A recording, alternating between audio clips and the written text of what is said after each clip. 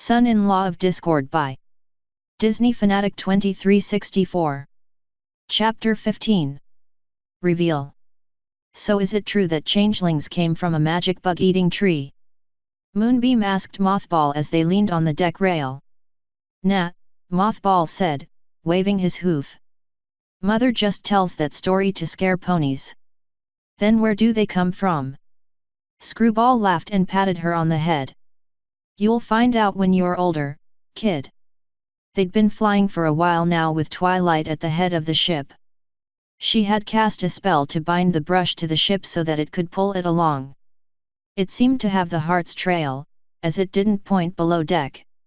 However, every now and then Twilight had to recalibrate it so it could cover a wider radius. She had a map open in front of her so she could keep track of where they were going. Moonbeam had been conversing with her uncle and future aunt with great alacrity, asking questions about the hive, how the two of them met and when they were getting married. That last question was met with blushes from both parties.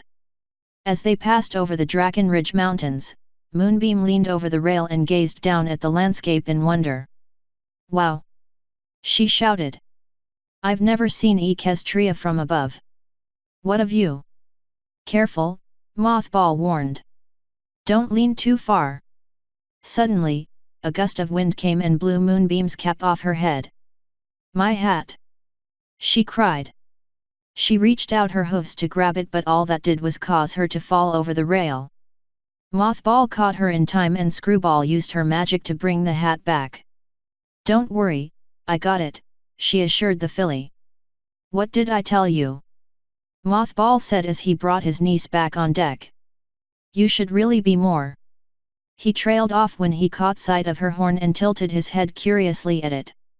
Trixie had said there were some things Moonbeam couldn't hide in pony form, but he had assumed they were changeling parts. This horn was grey and had no holes in it. Hey, neat horn!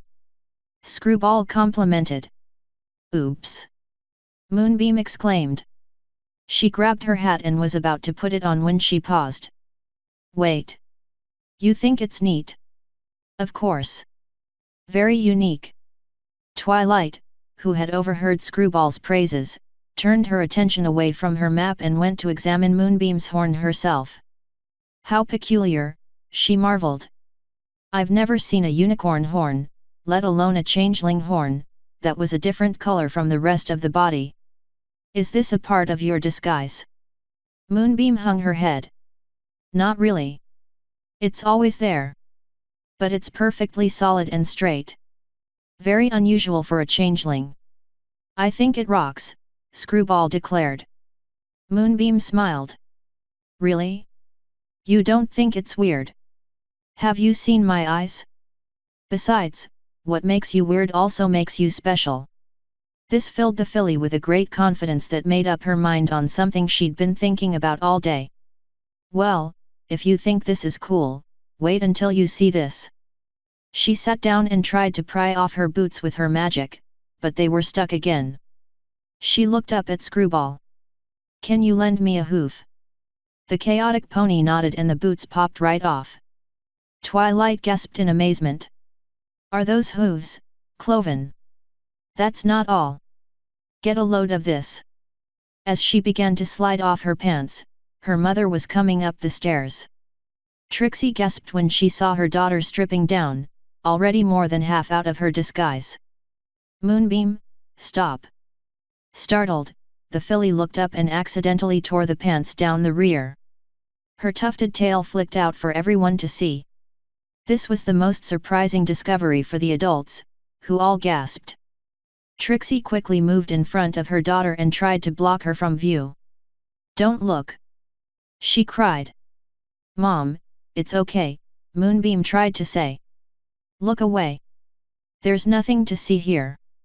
Trixie was without her cape at the moment and her tail brushed by Moonbeam's nose. The filly sneezed into her changeling form. The horn, hooves, and tail remained the same, though the tail's cord had gone black like the rest of her body. Screwball levitated Trixie to the other side of the boat so they could all get a better look. What in the world? Screwball uttered. Most curious, Twilight said, rubbing her chin. Was her father a cow or something? Technically, he'd be a bull. That explains why she smells like bull, Mothball muttered. Mothy! Screwball exclaimed. He wasn't a bull, Moonbeam said. He was. Don't! Trixie bellowed, tramping over to her. Mom, what's the point? They've already seen me. Shut up. You've done enough damage as it is. She used her magic to grab her daughter by the ear. You're staying in your room for the rest of the trip. But Mom. No buts. You and I are going to have a long talk, young lady. Daddy was a minotaur.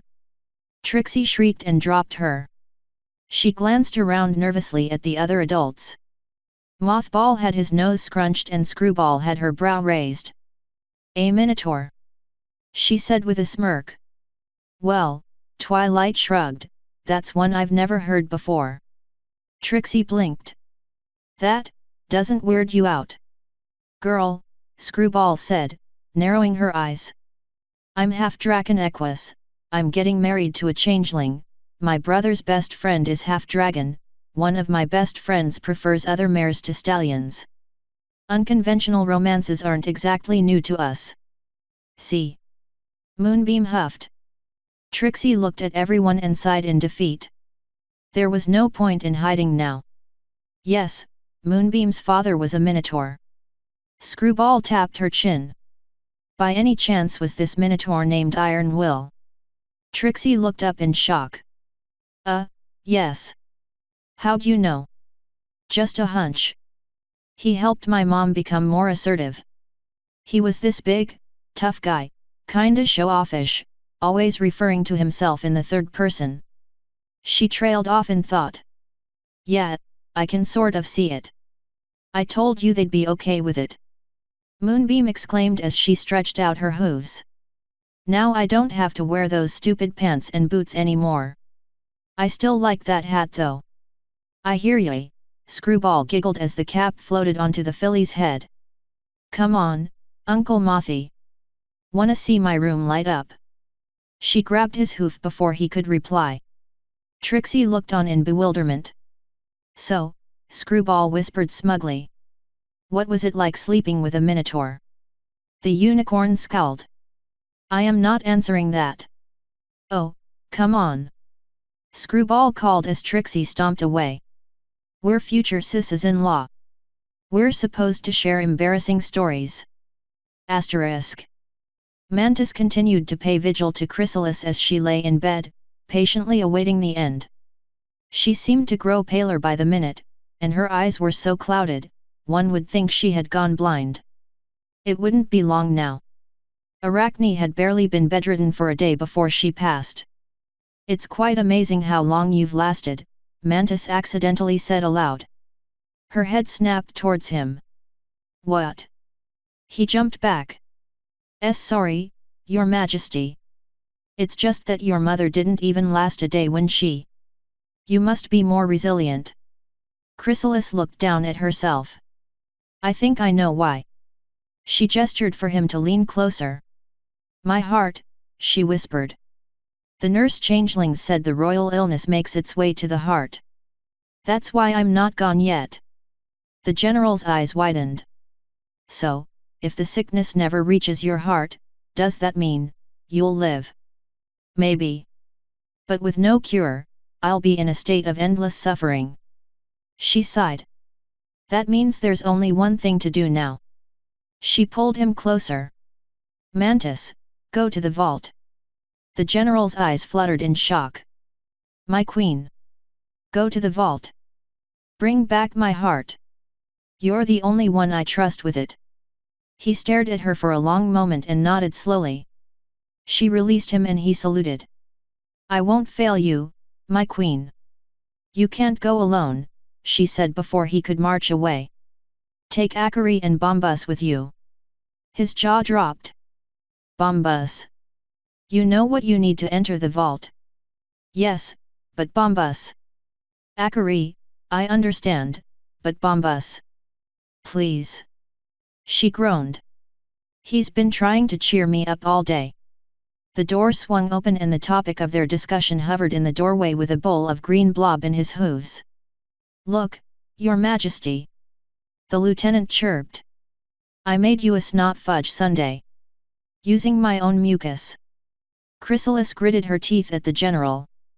"Just get him out of here." Mantis nodded and flew past Bombus. "Lieutenant, I need you for a special mission." Bombus dropped the sundae as he saluted. "Sir, yes sir." "Akari!" the general called out. A slim, female changeling in light blue armor buzzed in front of the general. "Captain Akari, reporting for duty, sir," she said with a salute. Mantis grinned in approval. "At least I'll have one soldier who's disciplined. Come along, you two. We have a long way to travel. Can we get a snack on the way?" Bombus asked. Akari and Mantis rolled their eyes. "A very long way, it would seem," the captain grumbled. Author's note: this is very short, but the next few chapters are going to be monsters. If you haven't figured out who this lesbian friend of Screwball's is, I'm surprised you didn't catch it in chapter 2. End author's note. End chapter 15. Reveal.